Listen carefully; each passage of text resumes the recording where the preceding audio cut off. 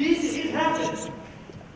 Could it happen? Well, undoubtedly it could. Only 3 years earlier, the Irish poet Commodore appeared on the field of combat to avenge a review by Geoffrey of the Edinburgh.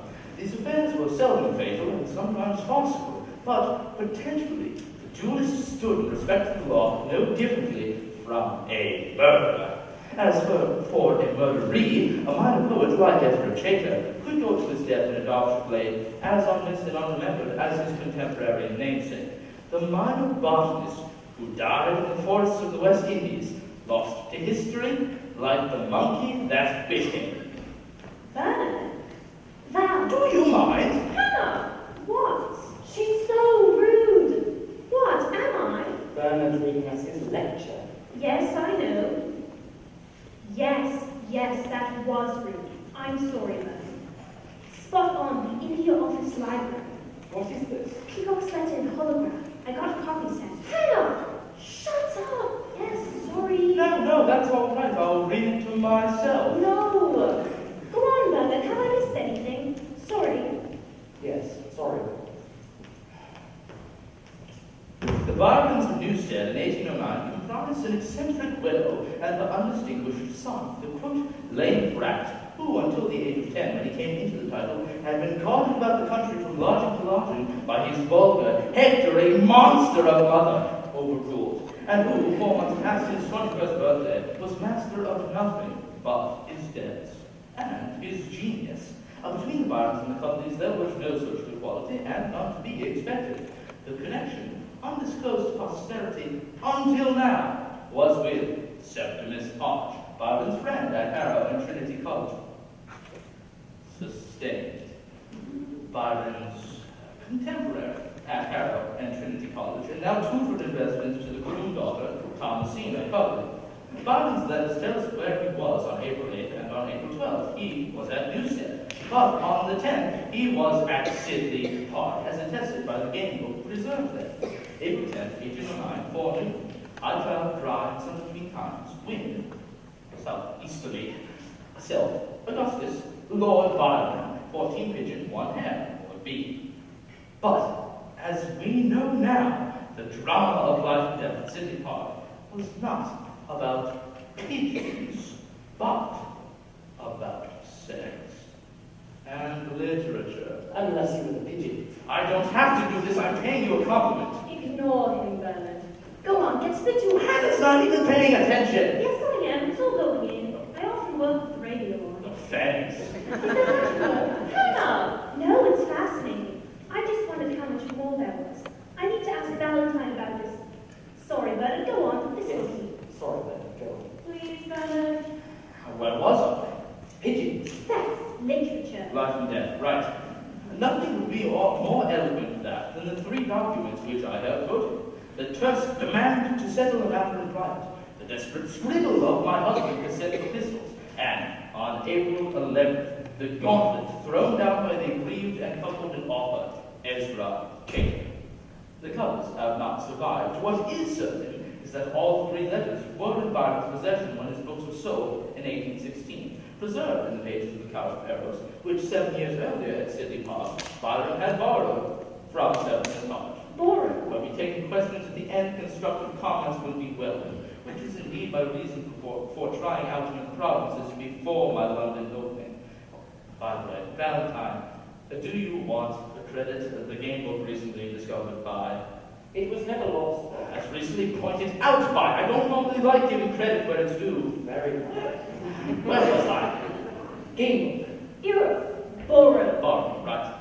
Borrowed from Septimus Arch. Is it conceivable that the letters were already in the book when Byron borrowed it? Yes. Shut up, Val. Well, it's conceivable. Is it likely that Hart would have left Byron the book without first removing the 3 private letters?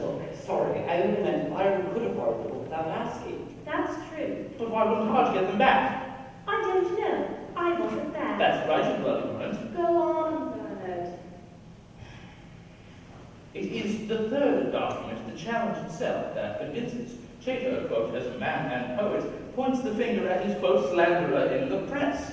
It is surely indisputable that the slander was the review of the Maid of Turkey in the Piccadilly Recreation. Did Did Septimus Hodge have any connection to the London periodicals? No. Did Byron? Yes, he had reviewed Wordsworth 2 years earlier. He was to review Spencer 2 years later. And do we have any clue as to Byron's opinion of Chaytor, the poet?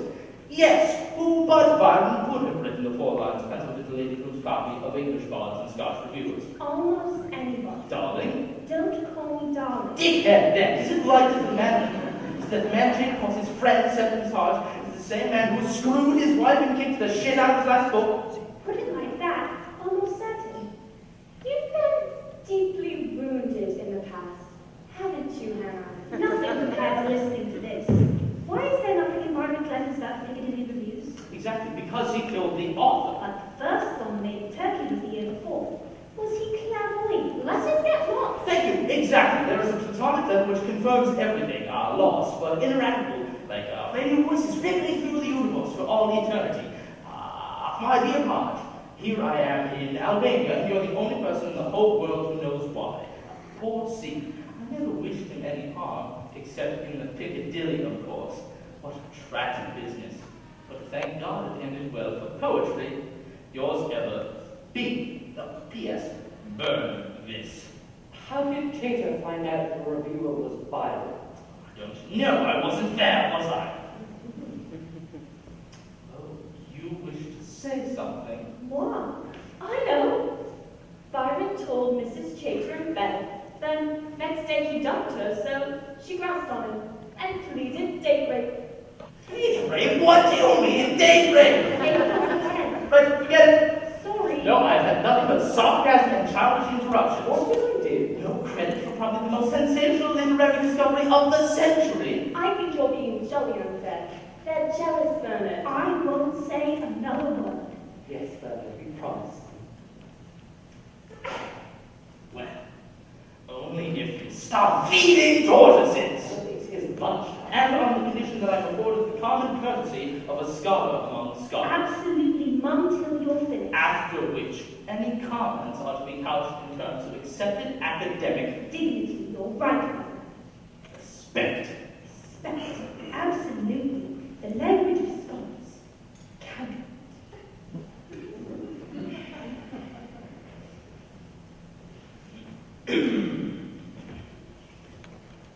Last paragraph.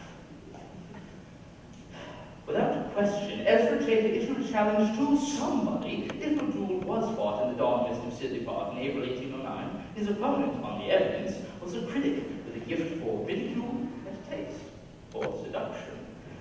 Do we need to look far? Without question, Mrs. Chaytor was a widow by 1810. If we seek the occasion of Ezra Chaytor's early and unreported death, do we need to look far? Without question, Lord Byron, in the very season of his emergence as a literary figure, quit the country in a cloud of panic and mystery, and stayed abroad for 2 years at a time when continental travel was unusual and dangerous. If we seek his reason, do we need to look far? Bollocks. Well, I think it's true. You've left out everything which doesn't fit. Byron was going around for months about leaving England. There's a letter in February. But he didn't go, did he? And then he didn't sail until the beginning of July. Everything moved more slowly back then. Time was different. He was 2 weeks in Falmouth, waiting for wind or something. Bernard, I don't know why I'm bothering. You're arrogant, greedy, and reckless. You've gone from a glint in your eye to a sure thing in a hop, skip, and a jump. You deserve what you get, and I think you're mad. But I can't help myself. You're like some exasperating child pedaling his tricycle towards the edge of a cliff, and I have to do something. So listen to me. If Byron killed Chaytor in a duel, I'm Marie of Romania. You'll end up with so much fame, you won't leave the house without a paper bag over your head. Actually, Bernard, as a scientist, your theory is incorrect. But I'm not a scientist. No, as a scientist. I've yet to hear a proper argument. Nobody would kill a man and then hand his book. I mean, not in that order. So, he must have borrowed the book, written the review, posted it, seduced Mrs. Chaytor, fought a duel, and departed, all in the space of 2 or 3 days. Who would do that? Byron, It's hopeless. you've never understood him, as you've shown in your novelette. In my Oh, what? I'm sorry, did you think it was work of historical revisionism. Byron, the spoiled child, promoted beyond his gifts by the spirit of the age, and Caroline, the closet intellectual, shafted by male society. I read that somewhere. It's his review. And bloody well said, too. You've got them backwards, darling. Caroline was a romantic waffle on wheels with no talent, and Byron was an 18th century rationalist touched by genius. And he killed Chater. If it's not too late for me to change my mind, I'd like you to go I ahead. intend to. Look to the mote in your own eye. You even had the wrong cloak on the dust jacket. Dust jacket? Aren't you going to mention my computer model? It's inconclusive. The Piccadilly reviews aren't a very good fit with Byron's other reviews, you see. What do you mean the dust jacket? The reviews aren't very good fit for each other, are they? No, but differently. The parameters. Travis, you can't stick Byron's head in your laptop. Genius isn't like your average grouse. Well, it's all trivial anyway. What is? Who wrote what when? A trivial? Personality. I'm sorry, did you say trivial? It's a technical term. But that's where I come from, it isn't. The questions you're asking don't matter, you see. It's like arguing who got there first in calculus. The English say using the German sailing rules. But it doesn't matter. Personality. What matters is the calculus, scientific progress. No, really, but why? Why what? Why does scientific progress matter more than personality? Is he serious? No, he's trivial. Do yourself a favor. You're not a loser. You're going to zap me with penicillin and pesticides. Well, spare me that, and I'll spare you the bomb and aerosols. But don't confuse progress with perfectibility. Great poet is always timely. A great philosopher is an urgent need. There is no rush for Isaac Newton. We were quite happy with Aristotle's cosmos. Personally, I prefer it. 55 crystal spheres geared to God's crankshaft is my idea of a satisfying universe. I can't think of anything more trivial than the speed of light. Quarks, quasars, big bangs, black holes, who gives a shit? How many people can't of all that status, all that money? And why are you so pleased with yourselves? Are you against penicillin, Bernard? Don't feed the animals! I pushed the rocket over a cliff myself, except the one in the wheelchair. I suppose that was the sympathy vote before people had time to think it through. What the hell do you mean the dust jacket? Knowledge isn't self-knowledge. It isn't doing much, mate. It's the universe expanding. Is it contracting? Is it standing on one leg, singing when Father painted the pot? Leave me out. I can expand my universe without you.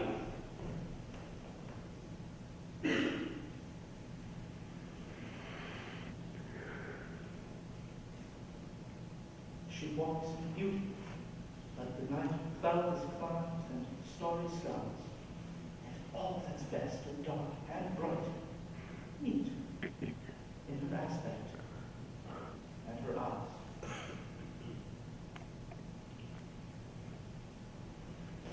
There you are.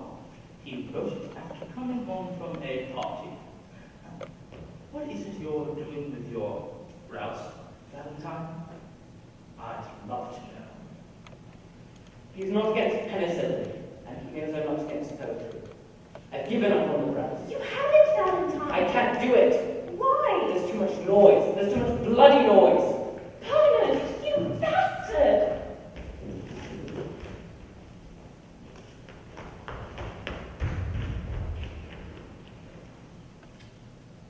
Well, I think that's everybody. You can leave now. Give Lightning a kick on the way out. Yes, I'm sorry about that. It's no fun with stuff on prose, is it? No. Ah, well. Oh, do you want to know about your book jacket? What about it? Oh, well, it's not that.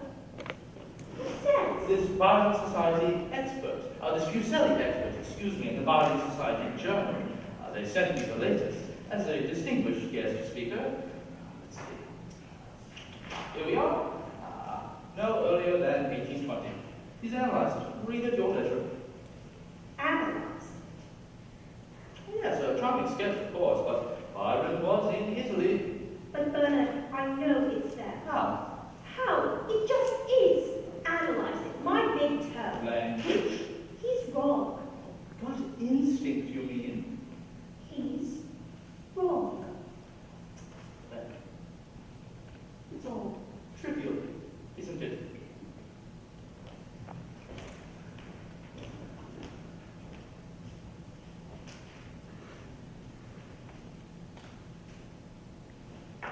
come Where? with me. To London. What for? What for? Oh, the lecture. No, bother that. Set. Oh. No. Thanks. You should try it. It's very underrated. Nothing against it. Oh, yes, you have. You should let yourself go a bit. You might have written a better book, or, at any rate, the right book. Sex and literature, literature and sex. Your conversation, left to itself, doesn't have many places to go. Like two marbles running around the living basin. One of them is always sex. Well, yes, men all over. No doubt. Einstein, relativity and sex. Chippendale, sex and furniture. Galileo, the earth moon. What the hell is it with you people? Chaps sometimes wanted to marry me, and I don't know a worse bargain. Available sex against not being allowed to fart in bed. What's the good right book? It takes a romantic to make a heroine of Caroline Banner. You were cut out of the bargain. So, cheerio. Oh, I'm coming back, you know, for the dance. Chloe meant well, but I don't dance. Oh, no, I'm going with her. Barnum, you haven't seduced that Sir, girl. every time I turned round, she was up the library about her. In the end, I gave in. Oh, that reminds me. I spotted something between her legs that reminded me of you.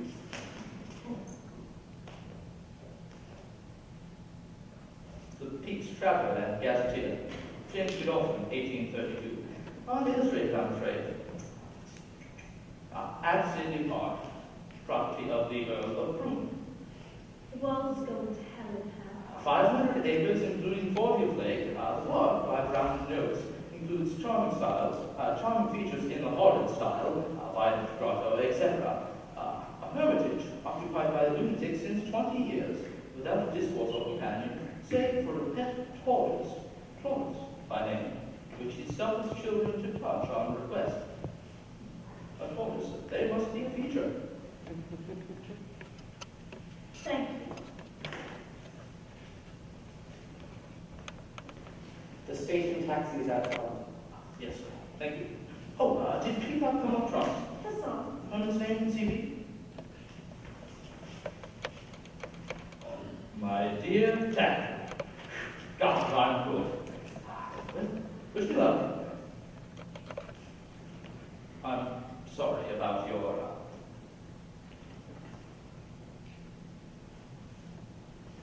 and sorry about... Piss off, Bernard. right.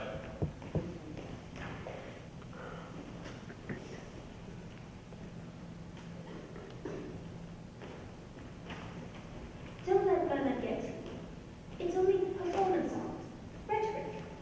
Bernard's indignation is sort of aerobics for when he gets on television. I don't care to be rubbished by the dustbin now. The water lunatic. The Testament of the Lunatic serves as a caution against the French fashion, for it was Frenchified mathematics that brought him to the melancholy certitude of a world without light and life, as a wooden stove that must consume itself until passion sober as one, and heat is gone from the air. He died aged 70 years and 7, his predictions yet unyielding to his labours for the restitution of hope through good English algebra. Is that it? Is there anything in it? In what? We were all doomed? Oh, sure. It's called the second law of thermodynamics. Was it known about? My lunatics and poets, well, for time immemorial. Seriously. No. Has it anything to do with, Thomasina's discovery? She didn't discover anything. Her lesson book? No. A coincidence. What? He died aged 70 years and 7. That was in 1834. So he was born in 1787. So was the tutor.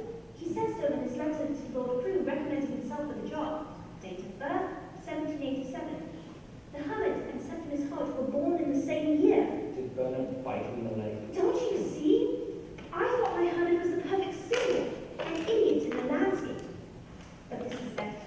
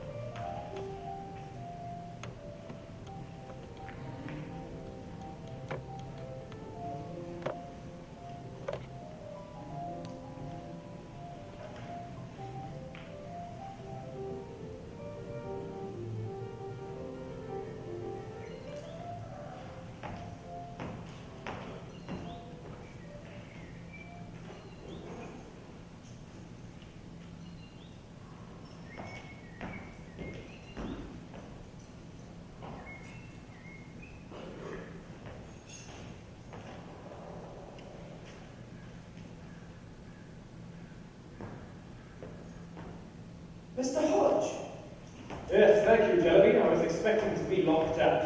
What time is it? 5:30. That is what I have. Well, what a bracing experience. The dawn, you know, unexpectedly lively. Fishes, birds, frogs, rabbits, and very beautiful. If only it did not occur so early in the day. I brought Lady Thomasina a rabbit. Will you take it? It's dead. Yes, sir. Lady Thomasina loves a rabbit pie. You were missed, Mr. Hodge.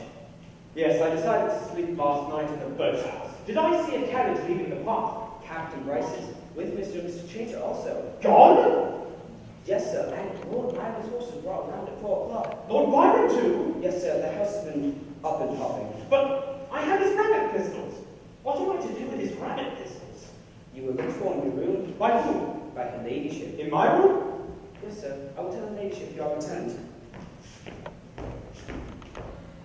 Gentlemen, did Lord Byron leave a book for me? A book? Lord Byron had the loan of a book from me. His lordship left nothing in his room, sir, not a coin. Well, I'm sure you would have left something if he had. Here, Jellyby, it's half a guinea for you. Thank you very much, sir. What has occurred? The servants have told nothing, sir. Come. Does half a guinea buy nothing anymore? The ladyship encountered Mrs. Chater on the night. Where? On the threshold of Lord Byron's room. Which one was entering and which one was leaving? The ladyship, no, Mrs. Chater was leaving Lord Byron's room. Where was Mr. Cheetah? Mr. Chater and Captain Bryce were drinking cherry brandy. Then they got to keep the fire up until 3 o'clock. There was a loud altercation upstairs and... Well, Mr. Hodge, My lady! and this to shoot ahead. It's a rabbit. No, it's a hare, though quite rabbit-like. Yes, my lady.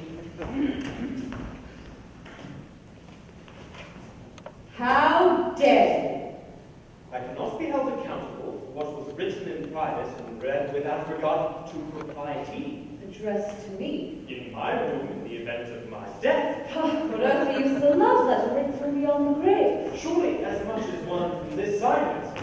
The second letter, however, was not addressed to your ladyship. I have a mother's right to open a letter addressed by you to my daughter, whether in the event of your life, your death, or your imbecility. What do you mean by writing to her rice pudding when she just suffered the shock of violent death in our midst? Whose death? Yours, you wretch. Oh, I see. I do not know which is the matter with your ravings. One envelope full of rice pudding, the other of the most insolent familiarities regarding several parts of my body. But have no doubt which is the more intolerable to me. Which? Oh, aren't we saucy when our bags are packed? Your friend has gone before you, and I have dispatched the harlot Chater and her husband, and also my brother for bringing them here. Such is the sentence you see for choosing unwisely in your acquaintance. Banishment. Lord Byron is a rake and a hypocrite, and the sooner he sails for the Levant, the sooner he'll find society congenial to his character. It has been a night of reckoning. Indeed, I wish that passing eventfully with you and Mr. Chater shooting each other with the decorum due to a civilized house. You have no secrets left, Mr. Hodge. They spilled out between shrieks, oaths, and tears. It is fortunate that a lifetime's devotion to a sporting gun has half my husband's hearing to aid these things. I'm afraid I have no knowledge as to what has occurred. Your trolley was discovered in Lord Byron's room. Ah, discovered by Mr. Chater? Who else? My lady, I am sorry for having brought my unworthy friend to your notice. He will have to give a full account of himself to me, you may be sure. I'll do it. Yes, my lady.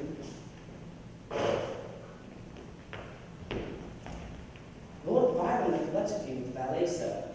Thank you. When did he do so? As he was leaving, your ladyship. I do not know if it is proper for you to receive a letter written in my house from someone not welcome in it. Very improper, I agree. Lord Byron's want of delicacy is a grief to all his friends, among whom I no longer count myself.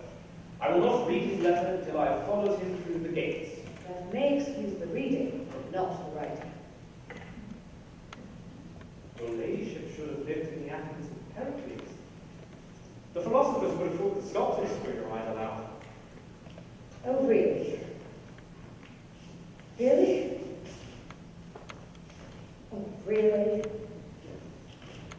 Now there's a thing. A letter from Lord Byron, never to be read by a living soul.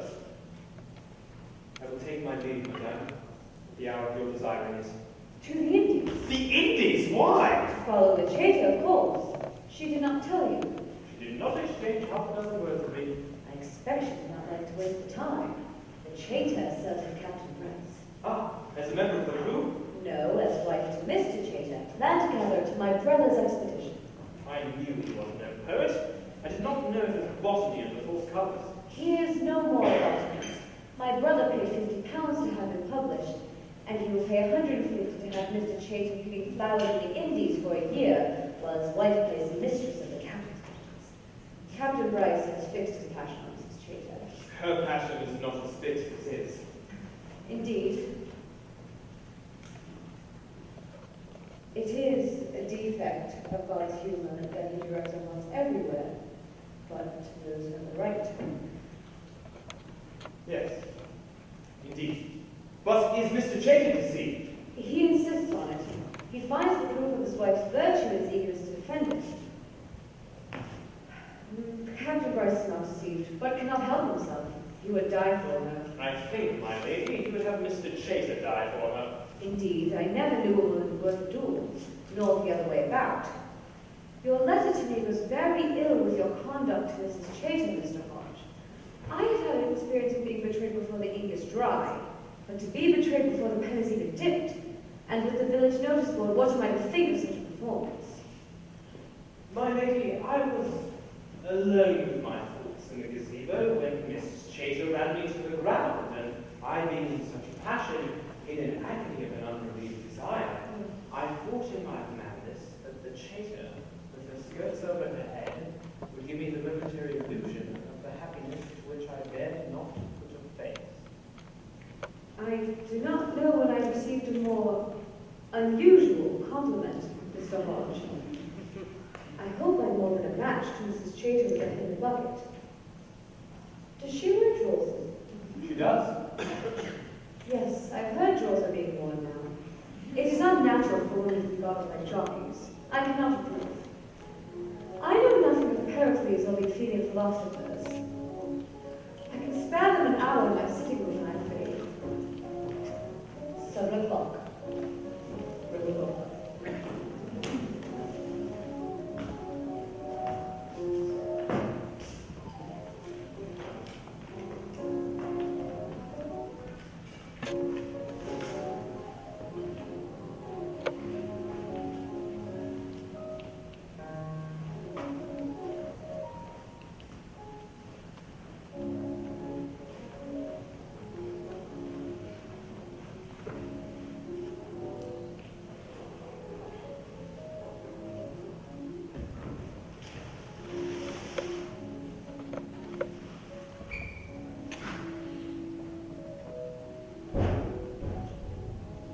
Even in Arcadia, sex, literature, and death, at Sidley Park, picture of Byron. Not a bird. Byron fought fatal duels, says Don. Valentine, do you think I'm the first person to think of it? No. I haven't said yet. The future is all programmed like a computer. That's a proper theory, isn't it? The deterministic universe, yes. Right, because everything, including us, is just a lot of atoms bouncing off each other like billiard balls. There was someone who pointed out that from Newton's laws, you could predict everything to come. I mean, you need a computer as big as the universe, but the formula will exist. But it doesn't work, does it? No, it turns out the maths is different. No, it's all because of sex. Really? That's what I think. The universe is deterministic, all right, just like Newton said. I mean, it's trying to be. The only thing going wrong is people fancying other people who aren't supposed to be in that part of the plan. Ah, the attraction that Newton left out. All the way back to the apple in the garden. Yes. Yes, I think you're the first person to prove this. Have you seen this? Byron bangs wife, shoots hubby. Let's see. He's not too well, hasn't he? What a fool. Jealous? I think it's brilliant.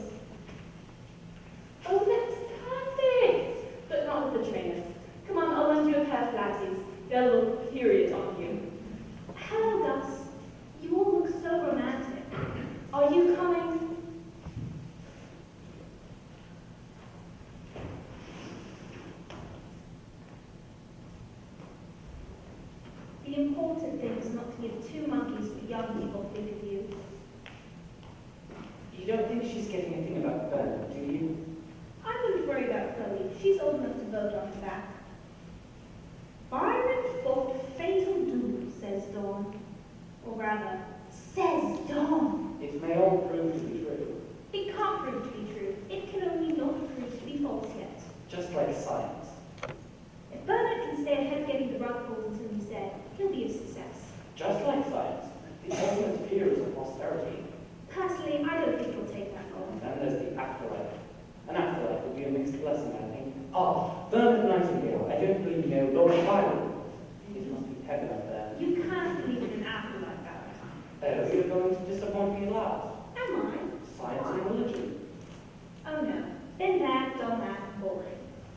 Oh, Hannah, fiancée, have pity. Can't we have a trial marriage and all colourful? I don't know when I received a more unusual proposal. Have you had many? That would be telling. Well, why not? Your classical reserve is only a mannerism and neurotic. Do you want the room? You get nothing if you give nothing. I asked you. Never stay. What are you doing? Valentine. The points on a complex plane made by... Is it the grouse? Oh, the crabs. The damned crabs. You mustn't give up. Why? Didn't you agree with Bernard? Oh, that. It's all trivial. Your Rouse, my hermit, Bernard's Byron. Comparing what we're looking for misses the point. It's wanting to know that makes us matter. Otherwise, we're going out the same way we came in. That's why you can't believe in an afterlife, Valentine. Believe in the after by all means, but not the life. Believe in God, the soul, the spirit, the infinite. Believe in angels if you like, but not in the great celestial get-together for an exchange of views. The answers are in the back of the book, I can wait. What a drag. Better to struggle on knowing that failure is fine. Oh, but how beautiful. The coverly set. The cover we set. My goodness, Valentine. Lend me a finger. See?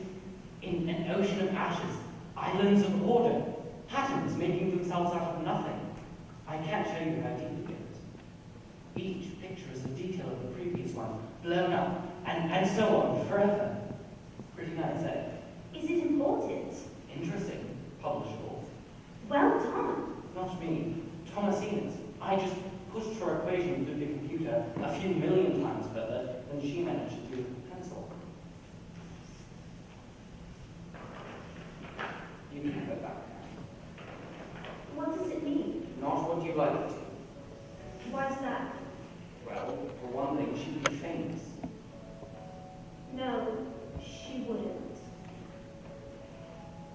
She was dead before she had time to be famous. She died. Burnt Oh, the girl who died in the fire. the night before her 17th birthday. You can see why the dormer doesn't match. That was a bedroom under the roof. There's a memorial in the park. I know, it's my house. Val, Septimus was a tutor. He and Thomasino were... You do yours. You swore across your heart! You beast! My lord, what is this? Ah! Order! Order! I am obliged. Well, good day to you, Mr. Hodge. Will you be joining us this morning, Lord Augustus? We are having a drawing lesson. I'm a master of it at teaching, Mr. Hodge, but we only jolly few women. You may work from memory. Disgusting. We will have silence now, if you please.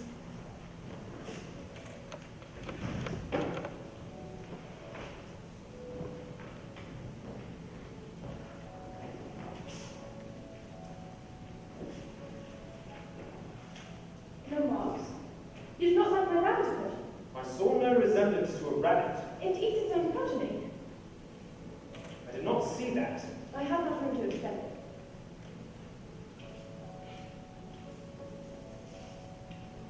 Do you mean the world is saved after all? No, it's still doomed. But if this is how it started, perhaps it's how the next one will come. From good English algebra? It will go to infinity or to zero. What a nonsense. No, if you set apart minus root of squares back to sense. Listen, You know your tea's getting cold. I like it. I'm telling you something. Your tea gets cold by itself. It doesn't get hot by itself. Do you think that's odd? No. Well, it is odd. Heat goes to cold. It's a one-way street. Your tea will end up at room temperature. What's happening to your tea is happening to everything, everywhere. The sun and the stars. It'll take a while, but we're all going to end up at room temperature. When your hermit set up shop in 18 whatever, nobody knew this. But let's say you're right. Nobody knew more about heat than this scribbling never living in a hole in Derbyshire. He was at Cambridge, a scientist. Say he was, I'm not arguing. And the girl, she was a pupil. She had a genius for a tutor. All the other way round. Anything you like. It was not this. Whatever he thought he was doing to save the world with good English algebra, it wasn't this. Why? Because they didn't have calculators. No. Yes. Because there's an order things can't happen in. You can't open a door till there's a house. I thought that's what genius was. Only for lunatics and poets. I had a dream that was not all a dream. The bright sun was extinguished and the stars did wander darkling in the eternal space. Rayless and pathless, and the icy earth swung blind and blackened in the moonless air. You're right. Fine. Septimus, Do you think I'm going to marry Lord Byron? Who is he? He's the author of Childe Harold's Pilgrimage, the most poetical and bravest and pathetic hero any book I ever read before, and the most modern and the handsomest, for Harold is Lord Byron himself, to those who know him, like myself and Septimus. Well, Septimus? No. Why not? Well, for one thing, he's not aware of your existence. We exchanged many significant glances when he was at Sidley Park. I do wonder that he's been home almost a year from his adventures and has not written to me once. It is indeed improbable, my lady. Lord Byron. He played my hair, although my shop was the earlier. He played I missed by a hair's breadth. His conversation was very facetious, but I do not think you'll marry Tom. But he was only lame and not blind. Peace! Peace until 11:45. It is intolerable for a tutor to have his thoughts interrupted by his pupils. You are not my tutor, sir. I am visiting your lesson by my free will. If you are so determined, my lord. Your peace means nothing to me, sir. You do not rule over me. Augustus. I do not rule here, my lord. I am inspired by reverence for learning and the exaltation of knowledge whereby man may approach God. There will be a shilling awarded for the best pyramid drawn in silence by 11:45 at the earliest. You will not buy my silence for a shilling, sir. What I know to tell is worth far more than that.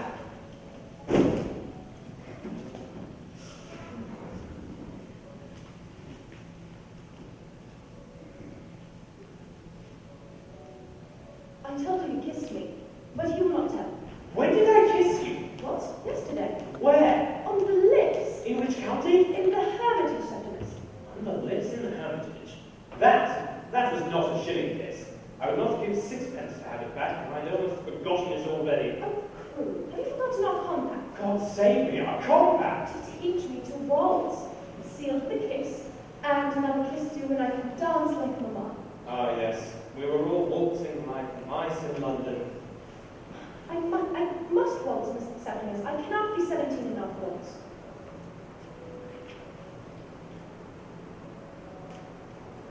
Ma has brought from town a whole book of waltzes for the Broadway to play with Count Zielinski. I need not be told what I cannot once suffer. Count Zielinski, incessantly banging on the broadwood, has had me reading everything in waltz style. Oh, stuff. It's your book. A prize essay from the Scientific Academy in Paris. The author deserves your indulgence, my lady, for you are his prophet. I? What does he write about? The waltz. Yes, he demonstrates the equation of propagation of heat in a solid body, but in doing so, he has encountered heresy, a natural contradiction to Sir Isaac Newton. Oh, contradicts determinism. No, well, perhaps. He shows that the atoms do not go according to Newton. Let me see. Oh, in French? Yes, Paris is the capital of France. Show me where to be.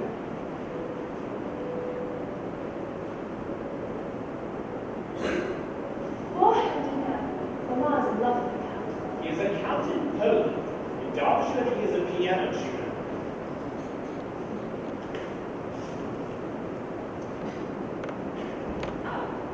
Where's Gus? Dunno. Oh, Mr. Nose's engine.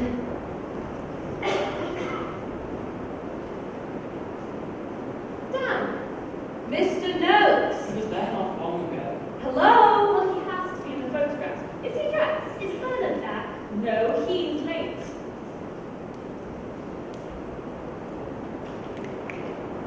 Gus! I wonder if you could teach me at such a disturbance. I am sorry for it. Stop ordering everybody about. It is an unendurable noise. The photographer will wait. The ceaseless dull of a very monotony of it. And you may have to return to town to escape it. Your ladyship could remain in the countryside and have Count Zelinsky return to town, where you would not hear him. I need Mr. Nose's engine. Would you sulk? You're not having a daughter still sulking. What, Mama? What are we learning today? We are drawing today. Geometry. I approve of geometry. Your ladyship's approval is my constant object. Do not experiment. Where is culpability Nose? Oh, he's gone for his hat so that he may remove it. For the widow's dowry of dahlias, I can almost forgive my brother's marriage. We must be thankful the monkey bit Mr. Chater, or if it had been Mrs. Chater, the monkey would be dead. And we would not be the first in the kingdom to show a dahlia. I sent one party to Chatsworth. The Duchess was most satisfactorily put out by it when I called at Devonshire House. Your friend was their lord, is Oh, just as I said. Newton's machine, which would knock our atoms to cradle to grave by laws of motion, is incomplete. Determinism leaves the road at every corner, as I know along, and the cause is very likely hidden in this gentleman's observations. of what? The actual bodies of heat. Is this geometry? This? No, I despise geometry. Chater will live in the determined system. Geometry, Hobbes assures us in the Leviathan, is the only science which God has deemed fit to bestow upon mankind. And what does he mean by it? Mr. Hobbes or God? I'm sure I do not know what either means by it. Codes, of course. Mountains are not pyramids, and trees are not codes. God must love memory and architecture if Euclid is his only geometry. There is another geometry which I am engaged in discovering through trial and error. Am I not Satanist? Trial and error perfectly describes your enthusiasm, my lady. How old are you today? 16 years, 11 months, Mamma, and 3 weeks. 16 years and 11 months. We must have you married before you are educated beyond eligibility. I am going to marry Lord Byron. Are you? You do not have the manners to mention it. You've spoken to him. Certainly not. Where did you see him? Everywhere. Did you send to us? Yes, at the Royal Academy I had the honour of accompanying your mother and Count Zelinsky. What was Lord Byron doing? How is it? He was being sketched during his visit by the Professor of Painting, Mr. P7. He was doing more posing after the pictures than in them. His companion likewise reversed the custom of the Academy that the ladies' viewing went more than the ladies' view. Well, enough. Let him be hanged, that poor lamb. I have enough with Mr. Noakes, who is to a garden with a bullet to a china shop. The Emperor of Irregularity. Mr. Noakes, My lady, what have you done to me? everything is satisfactory, I assure you. A little behind, to be sure, but my dam should be repaired in 2 months. Hush! Can you hear Mr. Noakes? The improved Donovan steam pump, the only one in England. That is what I object to. If everybody had his own, I would bear my portion of the agony without complaint. But to have been singled out by the only new common steam pump in England, this is hard, sir. This is not to be borne. Your lady. And for what? My leg has been driven to a ditch for no purpose I can understand, unless it be that snipe and curlew have abandoned 3 counties so that they may be shot on our swamp.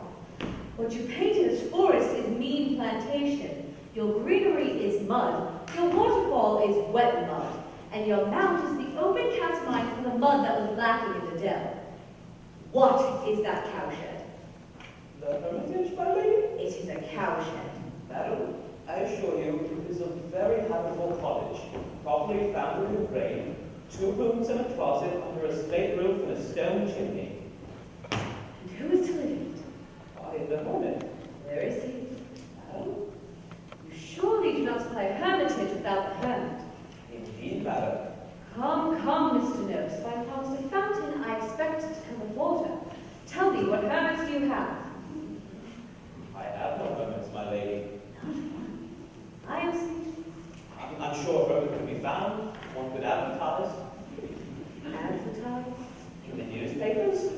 But surely a hermit who takes a newspaper is not one whom we can have complete confidence in. I do not know what to suggest, my lady. Is there room for a piano? Piano?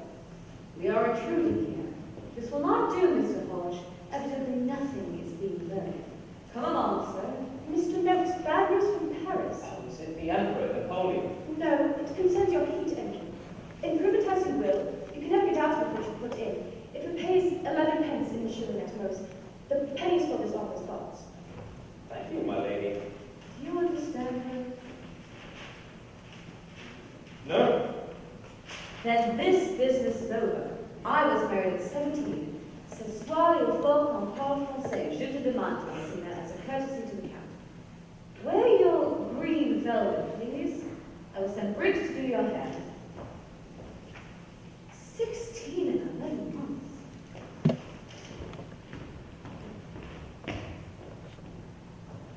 Lord Byron was related. Yes. Why does it mean that Mr. Noakes' engineering pays 11 pence in the shilling? Where does he say this? Nowhere. I noticed it, by the way. I cannot remember now. Nor is he interested by determinism. Oh, yes. Newton's equations go forwards and backwards. They do not care which way. But the heat equation cares very much. It goes only one way. And that is the reason why Mr. Noakes' engine cannot give the power to drive Mr. Noakes' engine. Everybody knows that. Yes, Septimus, they know it about engines. 11:45. For your essay this week, explicate your diagrams. I cannot. I do not know mathematics. Without mathematics, then. Here, I've made a drawing of you in Flanders. Excellent likeness. Not so good of me.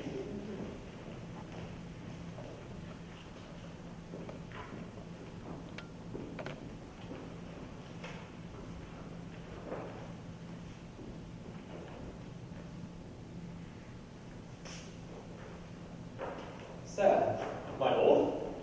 I gave you offence, sir, and I'm sorry for it. I took none, my lord, though you are kind to mention it. I would like to ask you a question, Mr. Hodge. You have another brother, I dare say, being a Septimus. Yes, he lives in London. He's the editor of a newspaper called the Piccadilly Recreation. Was that your question? No. Oh, is it you? I'd like to keep it.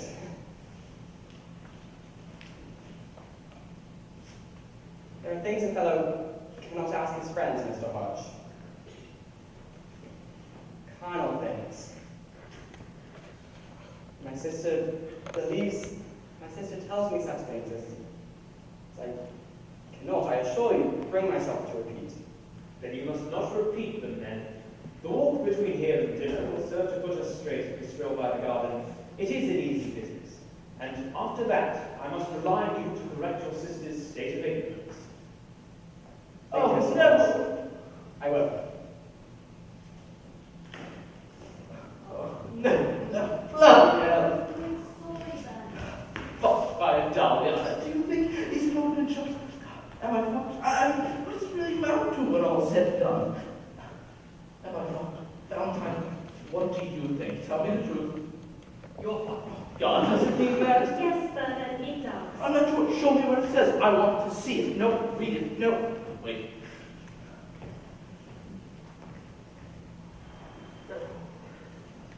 Right. October 1st, 1810. Today, under the direction of Mr. Noakes, our tale was done on the South Lawn and will be a handsome show next year, a consolation for the picturesque catastrophe of the second and third discases. The Dahlia, having propagated under the glass,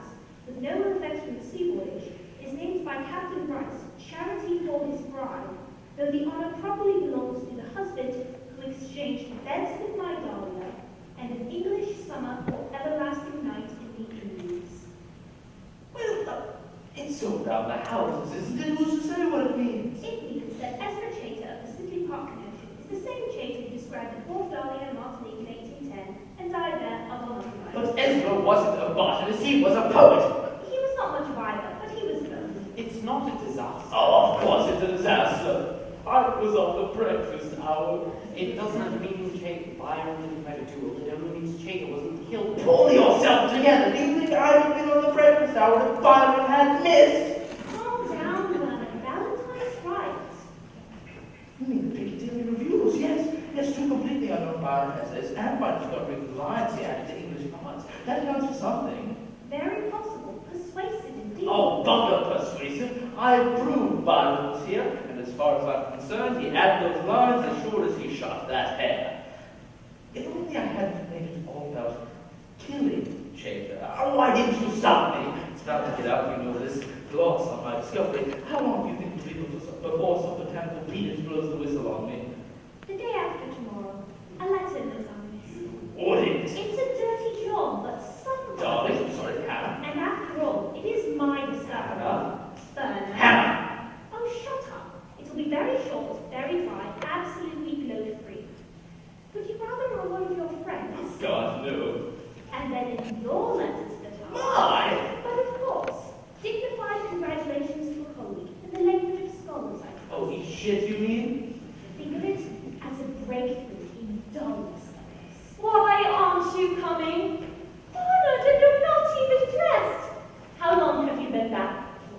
Why are you wearing those clothes? Do be quick. Just put anything on. We're all being photographed. Except Hannah. Come and watch. Mummy says, have you got the theodolite? What are you supposed to be then? Oh, Pete. Jane Austen. It's in the Hermitage, sorry. Oh, what photograph? I thought it wasn't until this evening. The local paper, of course. They always come before we start. We want a good crowd of us. Gus looks gorgeous. Newspaper? I'm ready.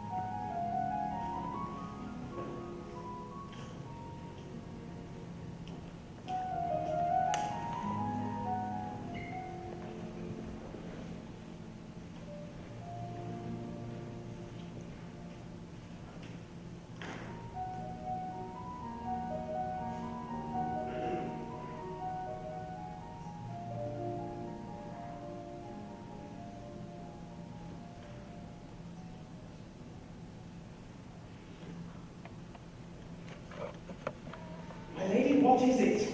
Hush. Now's our chance. For what, dear God? Do not have to be innocent. Tomorrow I will be 17. Dear Christ. Now you must show me your paid in advance. Oh, Count plays for us. It is God given.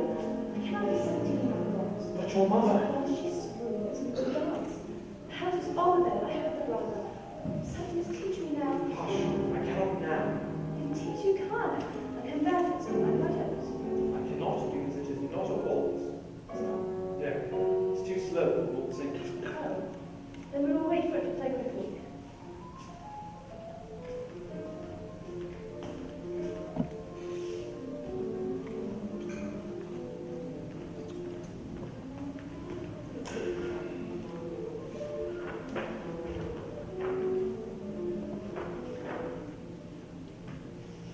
My lady. Mr. Hodge, are you reading my essay? What do you like yesterday? To save my candles. Is that my old friend?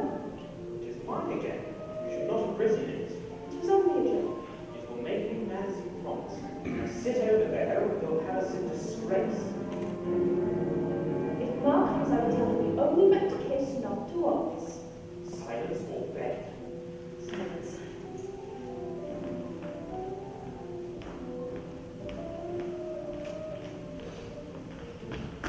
Oh.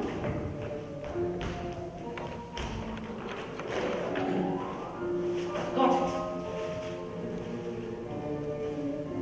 It's heat. Are you tired now? It's a diagram of heat exchange. So, we are all doomed. Yes. Like a steam engine, you see. She didn't do the maths, not remotely. She saw what things meant way ahead, like seeing a picture, This is not science, this is storytelling. Is it a waltz now? No, like a film What did she see? that you can't run the film backwards. Heat was the first thing which didn't work that way, not like music. A film of a pendulum or a ball falling through the air. Backwards, it looks the The same. ball will be going the wrong way. You have to know that. But with heat, friction, a ball breaking a window, Yes. it won't work backwards. Who thought it did? She saw why. You can put back the bits of glass, but you can't quite get the heat of the smash. It's gone. so the implementarian universe must cease to grow cold. Dear me. Heat goes into balance, Yes. We must hurry if we are going to die. and everything is mixing the same way all the time. There must be no time left, I think. Until there's no time left. That's what time means. We have found all the mysteries and lost all the meaning. We will be alone on an empty shore. Then we will dance. Is this a waltz? It will serve. Goody. Don't mind me. I left my jacket. Are you leaving? Yes, I'm afraid so. What's up, Bernard? Nothing I can go into. Should I go? No, I'm going.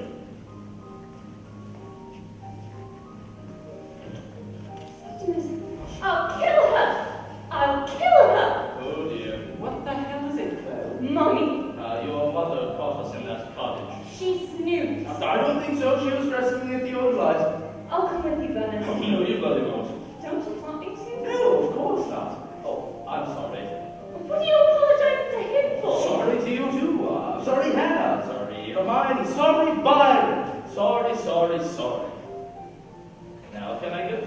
Well, what a bastard you are, Bernard. And you, mind your own business. What do you know about anything? Nothing. It was worth it though, wasn't it?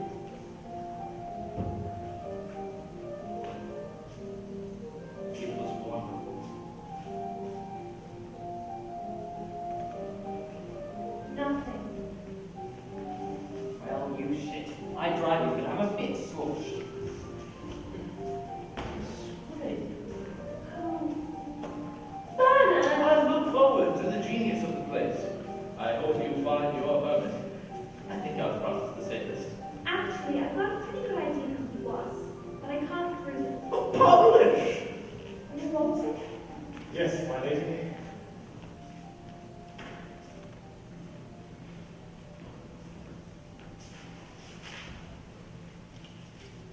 Take your essay. I have given it an alpha in blind faith. And be careful with the flame.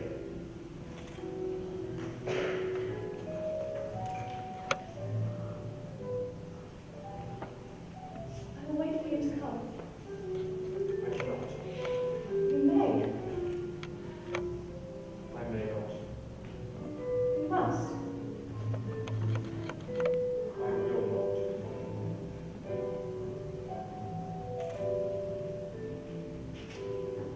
And I will not go.